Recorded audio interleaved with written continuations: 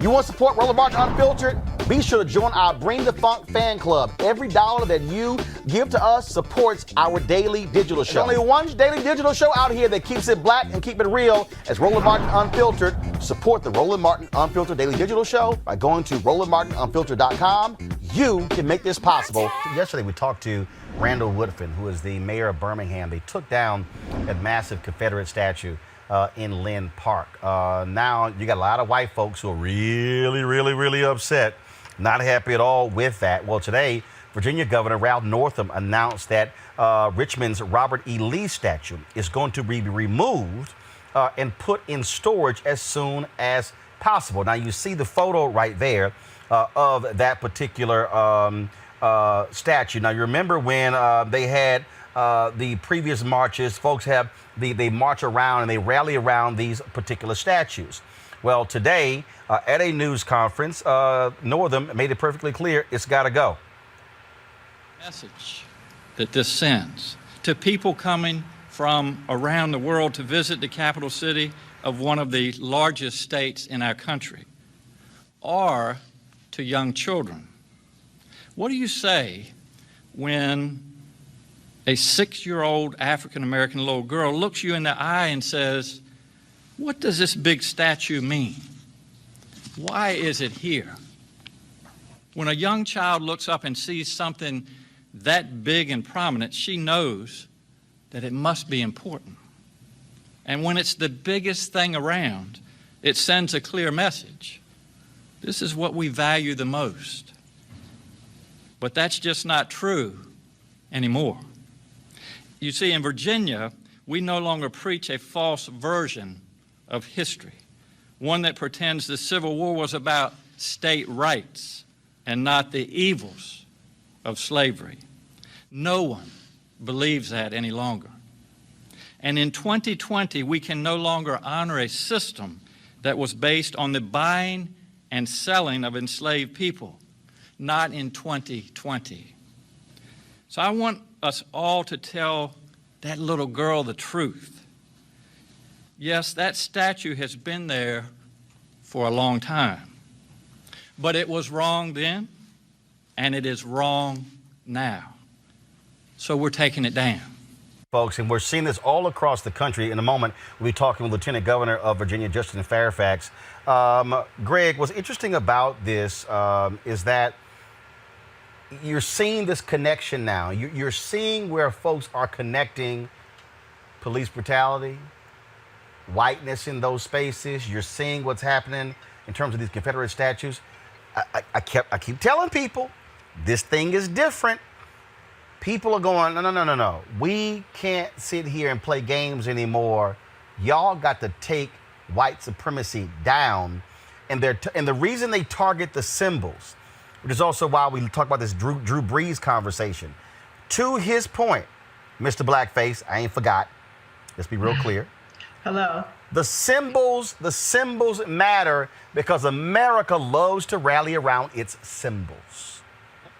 White America does. I guess Black America does too. I'll never forget when they put Arthur Ashe on Monument Avenue from the torso up or his legs up. And he didn't even get a full statue. But Robert E. Lee is the statue that's on public land. That's why Ralph Northam can do that, because the Virginia law enables him to have the sole authority to move it. It was also erected in 1890, the only one in the 19th century.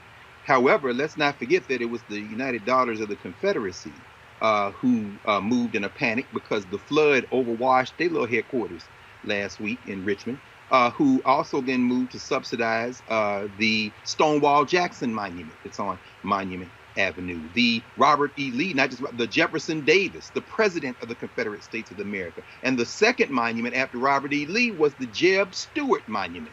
These are domestic terrorists. These are traitors to the America that Ben Crump apparently thinks is the beacon of light to the world. I'd like to give that brother a couple of books and then perhaps walk him through them. But if you've got those statues in an American city, you have embraced traitors to the United States of America. So I'm glad they're starting with Robert E. Lee, but Jeb Stuart, Jefferson Davis, Stonewall Jackson got to come down. And if taking Frank Rizzo down in Philly, and I love that last night with Brother Wolfen, taking down that monument in Birmingham is any indication, it's not happening because of politicians. I'm glad Justin is coming on so we can have a conversation with the lieutenant governor. But make no mistake about it, Brother Fairfax is in a position to be able to exert pressure to do that because everybody's in the street now, and they are using these monuments to try to build a temporary levee to stop this flood that's going to overwash them, called the general strike against this existing social order. Yes. Your point has been to point out along, it's the streets that are making these people do this. Let's go right to Lieutenant Governor Justin Fairfax of Virginia. So, Lieutenant Governor, glad to have you back on Roland Martin Unfiltered. Thanks so much, Brother Roland. Always great to be with you and your wonderful panel. This decision by the governor, how did he come to this conclusion?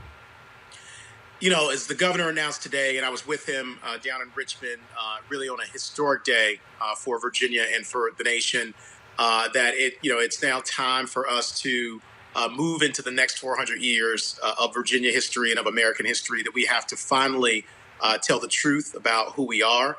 As a Commonwealth and as a country, that we have to tell the truth about slavery and oppression and Jim Crow and massive resistance and all of those evolving systems that have kept African Americans in particular in a state and a condition that is represented by the Lee statue and so many other statues, the denial of rights, the denial of economic opportunity. And what I said is that today, taking the Lee statue down and any other statues, Confederate statues that will come down, was really just a down payment on a much larger amount of work that we have to do to unravel and defeat the systems of oppression that have oppressed Black and brown people here in this nation for now 400 years, beginning in Virginia. So we have living monuments to the Confederacy and to slavery and to segregation. Those living monuments are the schools that are substandard in Black communities where kids are going and not being given the opportunity to get a high quality education, where the buildings are falling down. They are our healthcare system, which is broken and have negative health outcomes disproportionately for Black and brown people. It's our broken criminal justice system. And you know that we did a justice summit recently and have some solutions, legislative and others, coming out of that, where Black people are overrepresented in our prison system by 3 and 3.5 times when you look at juveniles and adults. So those are the living monuments to the Confederacy and to the history of oppression that then hand down that oppression from generation to generation to generation. So these monuments need to go. The symbols are important, but so are the living monuments that make the oppression real every single day. And I'm committed to making sure we do that work in Virginia. 2020 is the first year of the next 400 years in America. And so we can write a new chapter in a new narrative. And I was out there with the protesters, making sure that their voices were heard, that they stayed safe. They were fired upon, as you may have seen, with tear gas, and I thought that was horrific, by the Richmond Police Department, and the mayor of Richmond and the Richmond PD apologized. But I went down the next night because I thought that should never happen. So I stood in the middle and I said, if you're going to fire tear gas at them, you better fire at me first. And so they didn't do it, and I marched with them that night, and now we have change.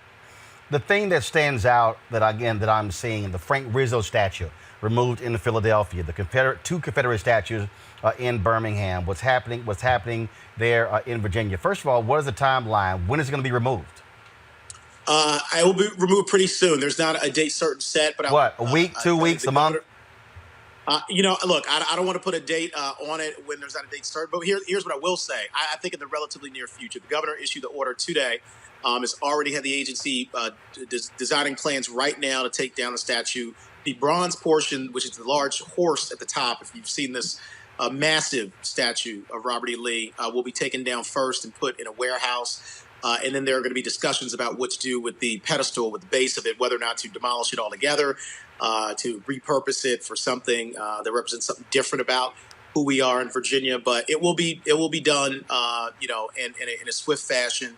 And again, I think you're going to start to see that happening all around the Commonwealth of Virginia. But this was on state-owned property within Richmond city limits, and so the governor made that bold decision, which I support. And today we announced what I think is going to set off a lot of activity around the country about telling the truth about what our history is, but also a different narrative about who we are going to be going forward.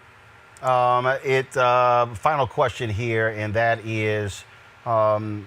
Statues is one thing, but also policy is another. When it comes to what you see people calling for use of force, do you have any plans to introduce anything to change Virginia State Police? when it comes to use of force, dealing with some of these issues folks are talking about, these local police departments with Bill of Rights, things along those lines. How is Virginia going to reform its police departments?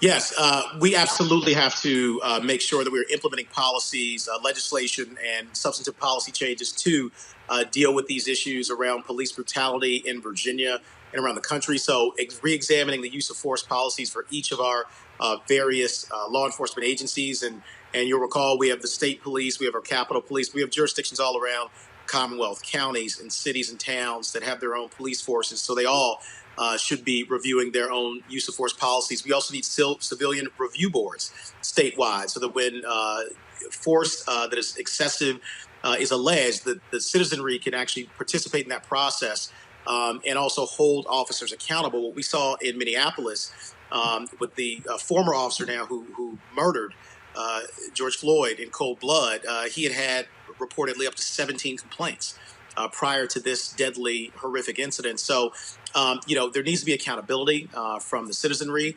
We also need to implement things like body cameras for all of our law enforcement agencies. We need to have certification and training that is standard so that every law enforcement officer meets a certain level of training that they've done. And we need to be able to track officers who engage in excessive force so that they can't simply do that in one city or one town, get fired or disciplined and move over to the next city or next town and begin to do the exact same thing when they're hired on a different force. So there are some really concrete and specific proposals that we need to begin to implement here. We'll be back in our session legislatively in January of next year. And there will be, I know, a lot of legislation put forward and voted on to change the laws here with regard to policing. But as you, Roland, have pointed out so many times, this is such a critical issue. It's been brought to the fore by all the recent activity that we've seen, but this is a broad conversation around racism. This is one manifestation of it, because Ahmaud Arbery was murdered by people who were not police officers. Obviously, one used to be in law enforcement, but he was murdered by vigilantes and lynched on the street in Georgia, hunted down like prey. Breonna Taylor, obviously, as a result of the police killing her while she's sleeping, an EMT in her house. Tamir Rice, so many, the issues go on and on and on. Not to mention in a park in New York City, where someone made a false allegation against a man, Christian Cooper, and had that not been filmed, we could have been talking about another hashtag and a life taken by something that should never have happened. So this all goes to the heart of racism, which again, 400 years ago, first enslaved Africans were brought here to the Commonwealth of Virginia, forced to land in Hampton Point Comfort, and we have been living with the legacy of that slavery in one form or another for 400 years. So 2020, again, is the first year of the next 400 years. And we've got to write a different story, a different chapter in American history. And I think what we've done today is a significant start to that, but it's only a down payment. Policies and laws need to change. They will change here in Virginia and hopefully around the nation. All right, Lieutenant Governor Justin Fairfax, Virginia, we appreciate it. Thanks a lot. Thank you. God bless you all. Thanks. All right, folks, back to our Roland Martin Unfiltered video in just one moment.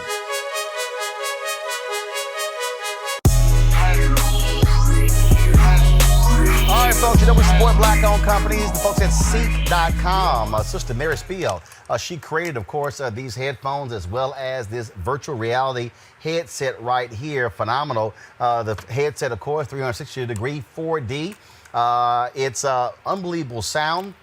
In addition to the VR headset, you see right here, if you, of course, just pop it open, slide your phone right into it. You can look at the content on Ceek.com as well as other 360-degree videos. It's really, really great.